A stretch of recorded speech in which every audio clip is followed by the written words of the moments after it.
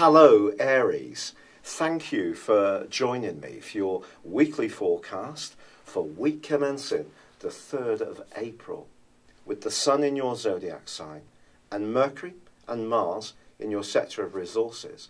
You can direct your energies at the start of this week to trying to achieve more tangible outcomes for the energy that you invest. But there are some very sensitive influences that come in at the very start of this week that I do need to tell you about. Firstly, there's a quarter moon on Monday, providing a backdrop for the whole week. This occurs in the sign of Cancer. Now obviously the moon is at home in the sign of Cancer, but it suggests that if there is something that you're wanting to work towards, always tune into how it feels. Even if you're in action mode, excited, on the front foot, not wanting to see any difficulties, this is just reminding you to just pause and just gather your thoughts, especially around important situations. And there also could be people around you who are more sensitively attuned. And in your go-getting drive, it is important to stay abreast of where they are as well. It could be housemates, it could be someone in the family, it could be your partner if you have one. But also on Monday, Venus, the planet of love, rewinds back out of your zodiac sign and into your 12th solar house.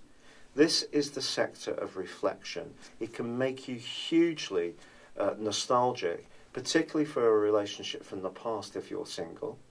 Or then again, if you're involved in a relationship, this can be a tricky transit because for the rest of April, Venus is going to be squaring up to the restrictive energies of Saturn. Now Saturn is going to go into a retrograde on Thursday. Now Venus, already in a retrograde, has already been asking you to think very, very carefully about what you want from relationships. Now, unlike Venus in your zodiac sign, which is in detriment, Venus in Pisces is actually exalted. In other words, it can really fly here. It loves the emotionality that Pisces creates. So if you find some feelings coming up, it is going to be important to embrace them. But the right angle with Saturn suggests that some painful information may also surface. Perhaps you need to get something off your chest before this month is out. Then again, someone can tell you something about how they see the way you operate within a relationship in terms of your patterns, some of which may be subconscious. But either way, it is a very tender link, this, and even if you're in a very positive involvement, it just suggests that there may be times this month where one of you may be a bit more picky or not in such a good frame of mind, or perhaps wanting a bit more time alone in solitude and just giving oneself the time to meditate and just muse about what you really want, what you really need.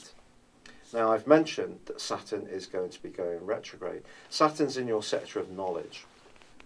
Now he's going to be retracing his steps for the next 5.5 months. But this is the last of the 3 retrogrades that Saturn goes through in each of its transits through each zodiac sign.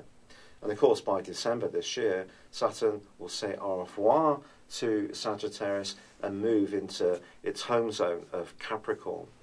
But I think over these next 5.5 months, if you do find yourself digging deeper and becoming more aware and knowledgeable about an area or a subject that's key to you, this can actually be a very important transit. But obviously the 9th house does rule overseas interests, travel, transport. So all these areas may be something that could seem a little less easygoing. And we all are going to have to work hard dealing with this.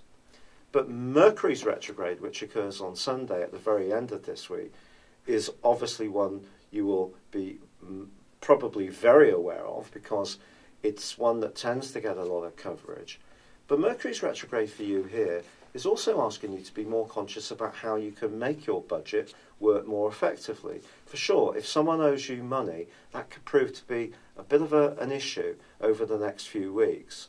But it's also a chance for you to dig down deep and try to see if you can gain more from the budget or the resources you've already got. So it can work to your advantage. Don't see it as being an absolute negative, because it certainly isn't. And with the Sun in your sign and Mars, your ruler, in your second solar house, you can still show an enormous amount of initiative. But I think this is a week generally when threaded through that can still be some very, very tender moments for you. It's been a real pleasure being with you. Thank you for joining me. Good luck and goodbye for now.